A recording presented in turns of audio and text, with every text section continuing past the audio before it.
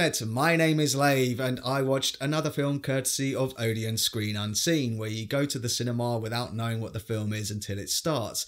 This time when the age rating card came up and the film was revealed, I still didn't know what it was, so I went into this one completely blind.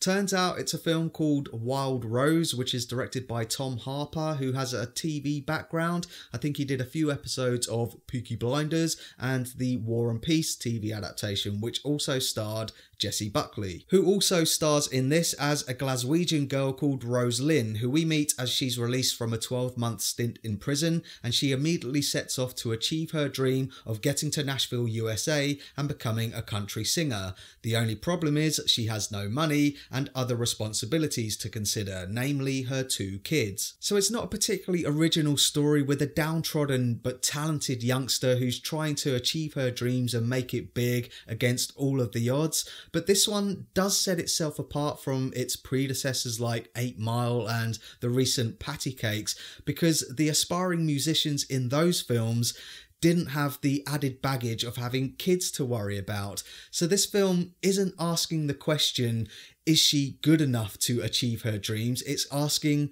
should she achieve her dreams and neglect her responsibilities?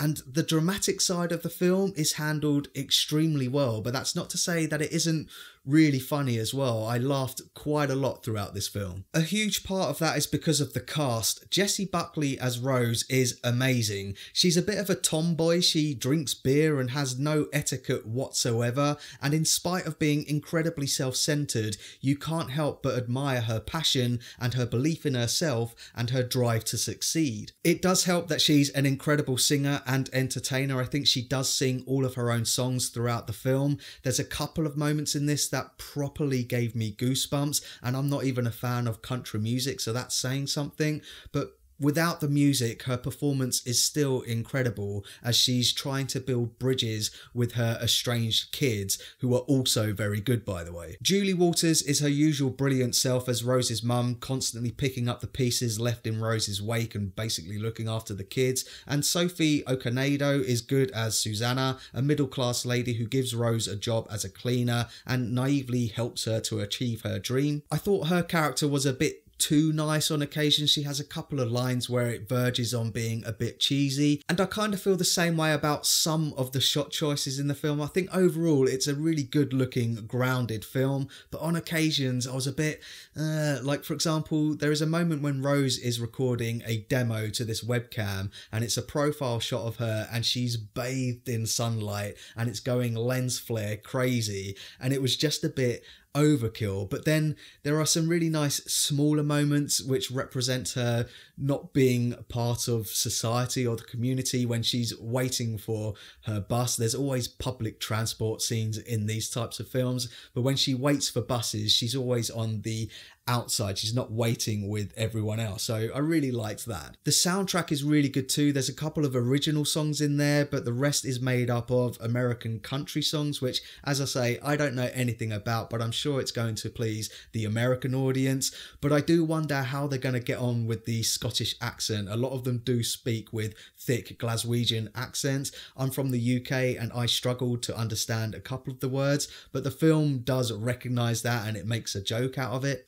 Story-wise, the film doesn't offer anything new, but it certainly did give me the feels and made me laugh on a few occasions, like I said.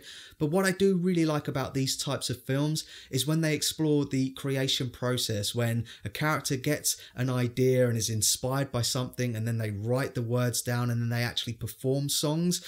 I thought this film missed an opportunity by not having a sequence like that in it, but it more than makes up for it in the end scene, which I really don't want to spoil. But there is a thread in there which I thought they were going to pick up, especially with the relationship between Rose and her little daughter, and it doesn't go there, but the way it ends, oh man, like I say, it really gave me the goosebumps. I was really, really satisfied with it. So that's my thoughts on Wild Rose, and pause the video if you want to take a closer look at my enjoyment tracker now. It's another win for Odeon Screen Unseen. I really liked this film, especially the ending, but maybe that's because I didn't know anything about it going in. I don't think this film gets released for a couple of months, so when it does get released, you should definitely go and check it out. If you liked films like 8 Mile and Patty Cakes and Sing Street, definitely give this one a watch. So thanks very much for watching this review. I really do appreciate it. I am working on a review for Velvet Buzzsaw, but I saw this in the interim and I enjoyed this way more. I was a bit disappointed with Velvet Buzzsaw. I will get a review up for that as soon as possible. In the meantime, thanks very much for watching this review. I really do appreciate it. If you can, give this video a like and don't forget to share the Lave. Thanks, you're funny.